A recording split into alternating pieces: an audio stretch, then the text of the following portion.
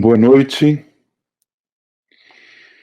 11h20, estamos começando nossa palestra. Seu povo é o meu povo, de onde virá minha ajuda? Eu vou pedir que abra aqui o texto para poder compartilhar com vocês.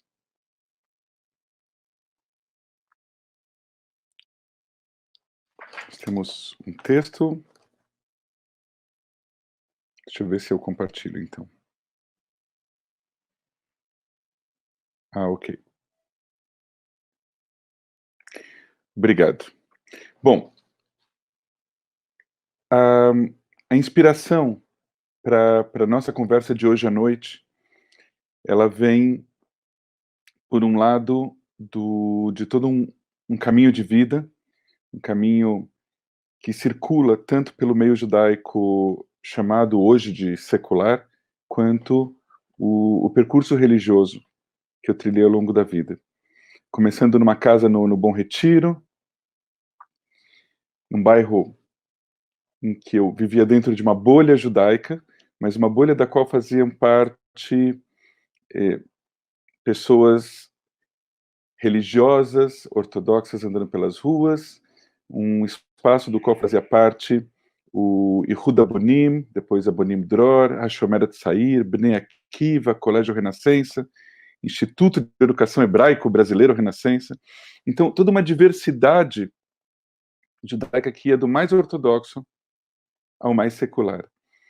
Então, essa fala, ela volta muito forte nos dias atuais, no momento em que eu, hoje como um rabino reformista, na rua Caçapava, no bairro dos Jardins, nos Jardins, de um lado da rua, do outro lado da rua, o movimento Hashomer Tzair, e justamente o pessoal do Shomer me pediu que eu escrevesse sobre Shavuot a partir de um ponto de vista mais humanista, ou fazendo essa relação com um judaísmo mais secular. E, enfim, essa é a origem da minha fala de hoje. Agradeço aos Madrachim do Hashomer Tzair e agradeço à minha comunidade, ao movimento reformista, por circular tão bem dentro desse universo e integrá-lo. Bom, a minha fonte inicial, Salmo 121, Shir Lamalot, Esainai, El Hearim Me'ain Yavo Ezri. Ergo meus olhos às montanhas, de onde virá a minha ajuda? Esse é o salmo que eu mais tenho lido e com o qual mais eu tenho me identificado nesse período de confinamento e nesse período de pandemia. Todas as orações que eu faço nesse sentido, nesse momento eu olho pela janela e tento olhar para o horizonte e penso da onde vai vir a minha ajuda. A minha ajuda vem de Deus. Ezri Me'im Yud Hei Vav Hei, Ose Shamayim Va'aretz, Deus que cria constantemente os céus e a terra. Mas eu posso ler esse salmo de outras maneiras. Eu posso ler Esainai El Harim, ergo meus olhos para as montanhas, Mi'ein Yavo Ezri, do nada virá a minha ajuda. Ou Mi'ein Sof Yavo Ezri, do infinito, do Deus infinito virá minha ajuda, ou do universo infinito, do acaso, poderá vir a minha ajuda. Então, a partir de um salmo atribuído ao rei Davi, eu posso ter interpretações diversas, e todas elas absolutamente judaicas, vindas a partir de um olhar mais religioso, de um olhar mais secular. Nós estamos em Shavuot, Megilat Ruth, a história de Ruth, tão icônica nesse momento. ותצא מן המקום אשר הייתה שמה, ושתי חלותיה עמה. Ruth, na verdade, não Ruth, aqui Naomi, sua sogra saiu do lugar onde estivera, suas noras com ela. Enquanto caminhavam para retornarem à terra de Judá, Naomi disse às suas noras, andem, voltem. Lechna, shovna, cada mulher para a casa da sua mãe. Deus fará chesed com vocês, assim como vocês fizeram com os falecidos e comigo. Nós seguimos um pouquinho mais adiante, podemos descer um pouco mais a imagem. No Midrash, Ruth Rabbah, nós lemos assim, o comentário. Yud Hei Vav Hei, Deus fará chesed com vocês, assim como vocês fizeram com os falecidos e comigo. Naomi era sogra de Orfá e de Ruth. Orfá e Ruth, moabitas, foram casadas com 2 homens judeus, se integraram às suas famílias, eles faleceram, e esse é o contexto em que nós seguimos com a nossa leitura e com o nosso estudo. Rabbi Hanina bar Ada diz, está escrito, que ele faça como vocês fizeram com os falecidos. Então ele vai explicar. Elas contribuíram com as suas mortalhas, elas continuaram lidando dignamente com seus esposos, mesmo depois da morte deles. E não cobraram de Naomi as garantias financeiras dos seus contratos de casamento, nas suas ketubot, havia uma cláusula que elas poderiam cobrar uma indenização, elas não cobraram, elas foram extremamente bondosas, também com a sua sogra, e ela fala que Deus lhes devolva com a mesma bondade, com o mesmo chesed. Rabi Zeira disse uma outra explicação, e esse é o ponto para mim principal para hoje. Esta Megilá não trata de pureza ou de impureza. O livro de Ruth não trata dessas questões de o que é tahor, o que é tamé, o que é puro, o que é impuro, nem do que é permitido, nem do que é proibido, vamos dizer, nem do que por exemplo, kasher, não kasher. Não é essa a questão principal do livro de Ruth. Então, por que esse livro foi escrito? Por que ele está no Tanar? Se pergunta. Para ensinar como é boa a recompensa para quem tem atos de chesed, atos de bondade amorosa. O centro da nossa história é a bondade.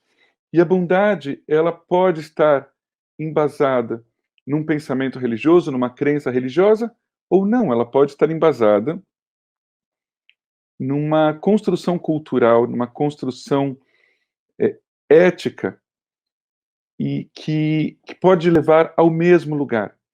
E tanto um lado quanto o outro são contemplados no judaísmo, e ambos podem levar a questão de chesed, a questão da bondade amorosa, como mais importante, neste caso, justamente na festa de Shavuot, na entrega da Torá, a questão do aspecto ético, do monoteísmo ético é colocado como mais importante até mesmo do que o ritual.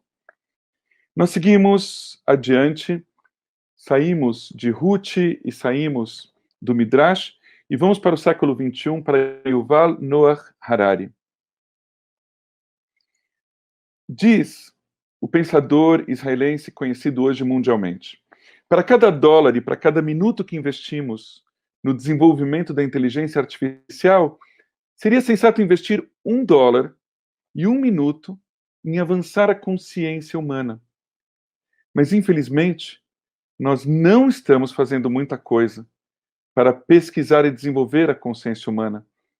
O sistema econômico me pressiona a expandir e diversificar a minha carteira de investimentos, mas me dá 0 incentivos para expandir e diversificar a minha compaixão, chesed.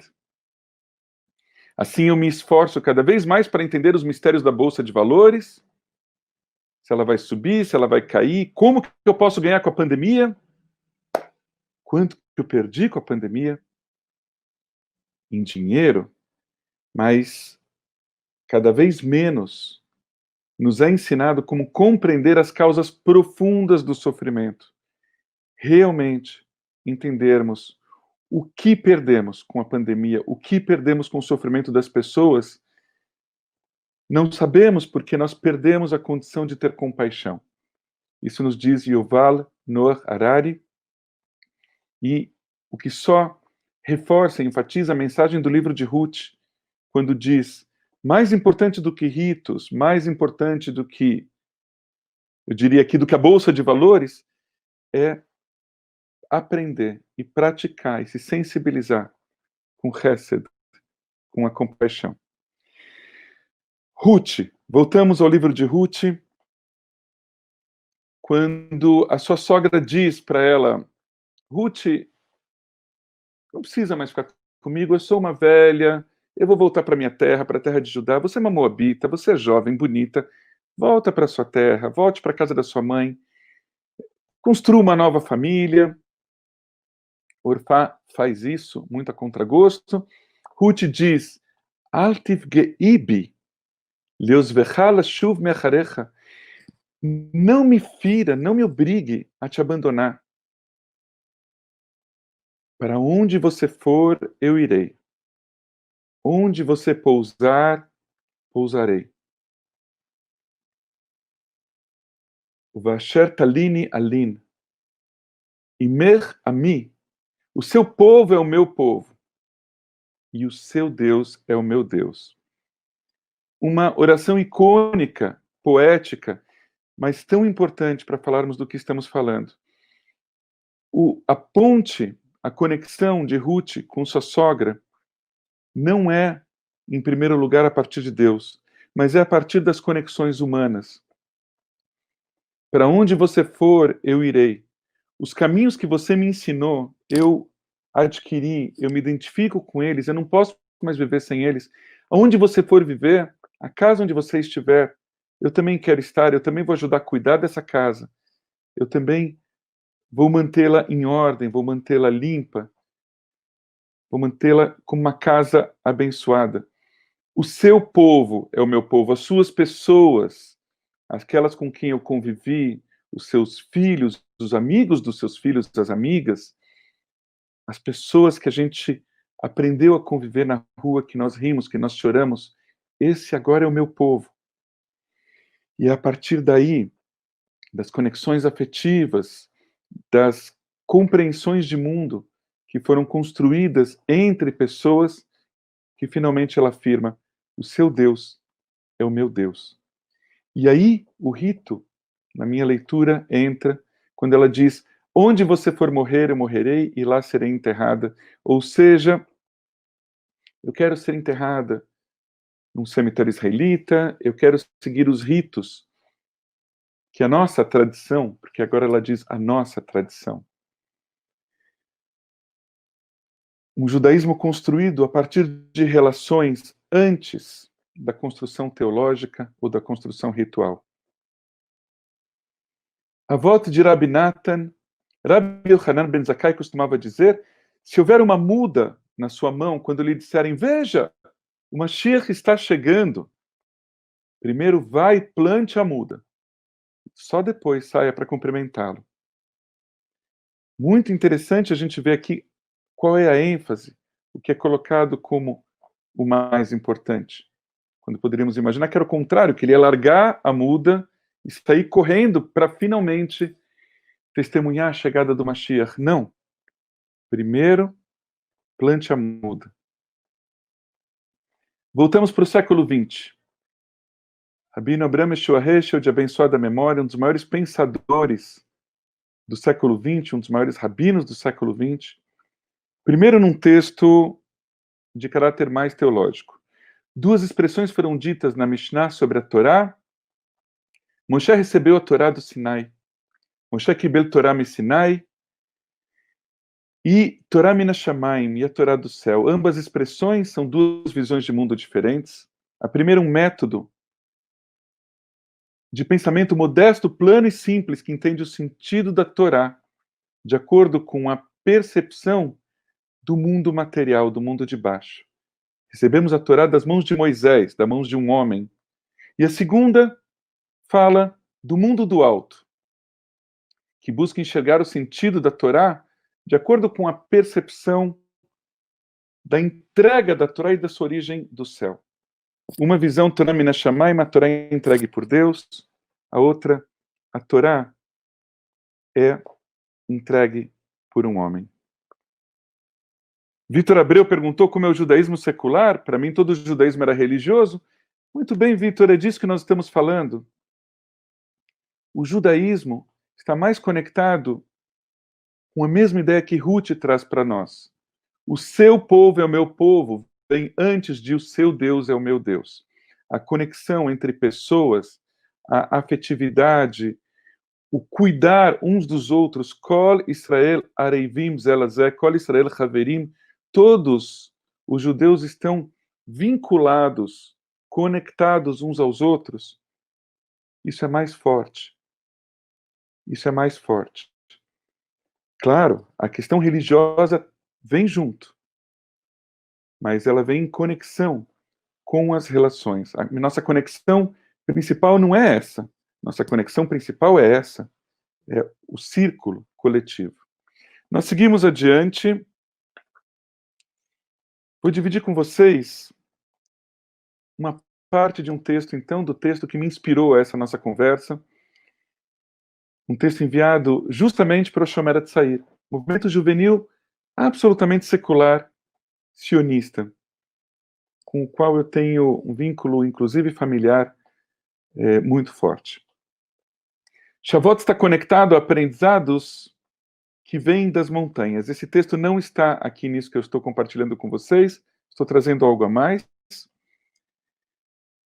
Seja porque originalmente é uma festa agrícola, seja porque mais tarde, ainda que esse mais tarde não signifique de forma alguma que se trate de algo recente, os rabinos do Talmud a conectaram a entrega da Torá para Moisés no alto do Monte Sinai. Quando eu pensei em escrever essas palavras para os Haverim, para as Haverot do Shomer, logo me veio o Salmo 121, pelos motivos que eu já dividi com vocês, e também pelo caráter afetivo. Por me lembrar, nós temos amigos de Recife que estão aqui conosco, a oportunidade que eu tive de assistir o Moshe Benari, cantor israelense, cantando em Recife, Esainai el Hearim me'ain yavo ezri. A conexão afetiva de escutar nos meus ouvidos, por mais que eu não recorde agora o nome desse senhor, mas todo Shabbat, quando eu estava em Salvador, ele cantava Ei soy Einoi, Ei soy Einoi el Hearim, com um sotaque Yiddish. Ei soy Einoi el Hearim, me'ain yavo ezri. E ele cantava todo sábado e falava, Rabino, essa é a minha canção. Essa relação afetiva pega a gente muito de forte, muito forte. Bom, o Salmo continua dizendo, Ezri me'im Hashem, Ose shamayim va'aretz, minha ajuda vem de Yud Hei Vav Hei, que em geral traduzimos como Deus, como o Eterno, como o Senhor. Mas até Deus pode ser entendido de um modo mais secular, por exemplo, como Havaiá. Trocando as letras de lugar, nós temos a existência. A minha ajuda vem da existência que gera constantemente os céus e a terra. Neste mundo, de um modo ou de outro, eu encontrarei auxílio, pode ser um insight, a olhar para o céu, para as montanhas e para as estrelas, ou ao olhar para o céu, tropeçar numa pedra, isso me fazer cair em algum lugar, do lado de alguma coisa que pode me ajudar, e que se eu não tivesse caído não me ajudaria. Eu não só penso nessa possibilidade da integração do mundo secular com o mundo religioso, mas eu quero agir dessa maneira. Que nós devemos avançar no rompimento dos muros e das ruas que separam o mundo religioso do mundo secular.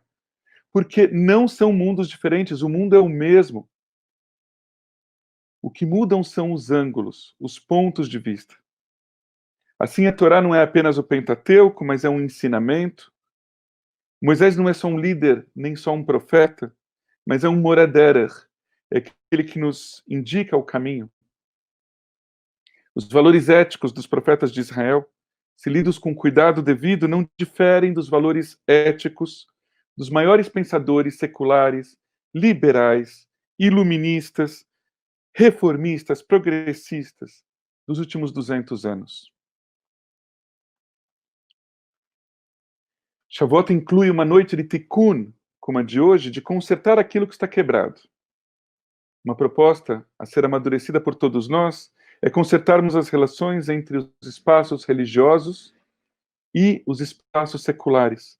O espaço sinagogal deve ser generoso, o suficiente para abrigar pessoas convictas do seu pensamento secular e da sua conexão com o povo judeu, mesmo sem quererem ser religiosas.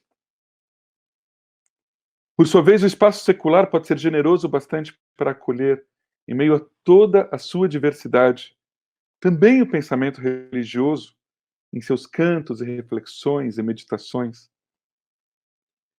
O momento da entrega da Torá, quando se escutaram os sons dos raios e os brilhos dos trovões, nessa troca de sensações e percepções, pode ser uma boa metáfora para o momento de conexão e troca entre os mundos secular e religioso, que são capazes de conviver e se nutrirem um do outro, mesmo que isso aconteça de tempos em tempos, de vez em quando. Mas nesses instantes, como diz Martin Buber, em que céus e terra se encontram, no momento do encontro entre o eu e tu, nesse momento acontece simultaneamente a entrega e o recebimento da Torá, Matan Torá e Kabbalat Torá. Anderson Felipe pergunta: podemos fazer uma ponte entre o desejo de Ruth em querer ser do povo de Noemi e as pessoas que estão fora do judaísmo e querem fazer parte dele? Como o secular e o não secular podem entender essa chegada? Uma pergunta que merece uma reflexão maior do que o tempo que nós temos aqui, Anderson, mas a ponte entre o desejo de Ruth em ser parte do povo de Noemi tem absolutamente a ver com o movimento que certas pessoas que estão fora do judaísmo e querem fazer parte dele podem ter. Há muitas nuances, há muitas complexidades nesse caminho, mas nós podemos construí-lo. E um ponto importante é, talvez não devamos ter uma única porta para o judaísmo, talvez não seja só a porta religiosa, talvez a porta secular também deva ser uma porta de entrada para o povo judeu. Por que não? Ou talvez as duas andem juntas, como eu proponho aqui. Quando o povo saiu do Egito, havia outros povos que saíram juntos. Esses mesmos povos não estavam no pé do Monte Sinai? Claro que estavam. Claro que estavam. Muitos povos saíram juntos, todos receberam juntos a Torá. A partir daquele momento, nós não somos mais somente os descendentes das tribos, nós somos o povo de Israel, nós não somos uma raça, nós não somos uma única etnia, nós somos o povo de Israel, que hoje em dia tem descendentes da Bessarabia e da Polônia como eu, e tem descendentes de Uganda como aqueles que fizeram essa kippah. Eu gostaria de avançar, me perdoem um pouquinho mais, dado o nosso tempo, como nós estamos. Tenho pouco tempo, eu gostaria de dividir com vocês dois poemas, na verdade duas histórias, uma de novo do Rabino Heschel, da coletânea da Marcha por Direitos Civis, do Alabama, de 1965, mais de 50 anos, e falo isso, Leilui Nishmato, pela elevação da memória de George Floyd, de abençoada memória, esse senhor negro que foi assassinado nos Estados Unidos por um crime de racismo que está levando a grandes rebeliões. Parece que nós voltamos para os anos 60. Que loucura. Que a sua alma seja motivo de bênçãos e de inspiração para que isso não aconteça com mais ninguém. Para muitos de nós, diz o Rabino Heschel, a marcha de Selma para Montgomery era sobre protestos e orações. Pernas não são lábios e caminhar não é se prostrar, mas apesar disso, nossas pernas entoavam canções, mesmo sem palavras. Nossa marcha era oração. O Rabino Heschel ficou muito famoso por essa frase. Eu sentia que as minhas pernas rezavam. Se houver tempo, nós temos alguns minutos, obrigado. Eu gostaria de concluir, eu tenho mais dois poemas para ler, eu vou ler primeiro do Yehuda Amichai. Minha mãe morreu em Shavuot. No final da contagem do Homer. Seu irmão mais velho morreu em 1916, ele tombou na guerra. Quase tombei em 1948 e minha mãe morreu em 1983. Todos morrem, no final de alguma contagem, longa ou curta, todos tombam numa guerra e merecem uma coroa de flores, uma cerimônia e uma carta oficial. Quando estou no túmulo da minha mãe, é como se eu estivesse saudando, e as duras palavras do Cádiz são como uma salva de tiros ao céu brilhante do verão. Nós a enterramos em Sanhédria, ao lado do túmulo do meu pai, Tínhamos guardado um lugar para ela, de modo como as pessoas fazem em um ônibus ou no cinema. Deixamos flores, pequenas pedras, para que ninguém tomasse o seu lugar. Há 20 anos, em 1963, o cemitério estava na fronteira, voltado para as posições inimigas. As lápides eram uma boa defesa contra os tanques. Mas quando eu era criança, aqui havia um jardim botânico, todos os tipos de plantas e placas de madeira com os nomes em hebraico e em latim, que diziam a rosa comum, o sábio mediterrâneo, o grito comum, a lamentação adornada, a lamentação anual, a tristeza perene, a lembrança carmesim, a doce lembrança, a lembrança e o esquecimento.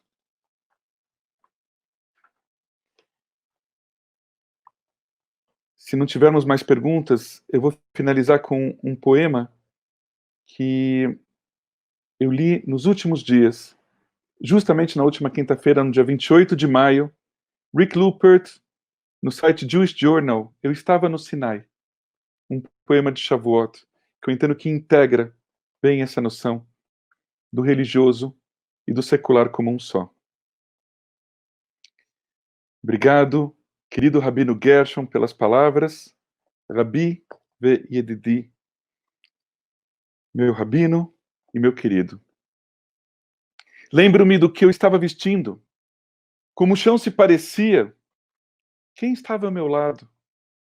Os olhares nos rostos de cada um quando Moisés descia com as pedras, nos dizendo: isso vai ser bom, gente, prestem atenção.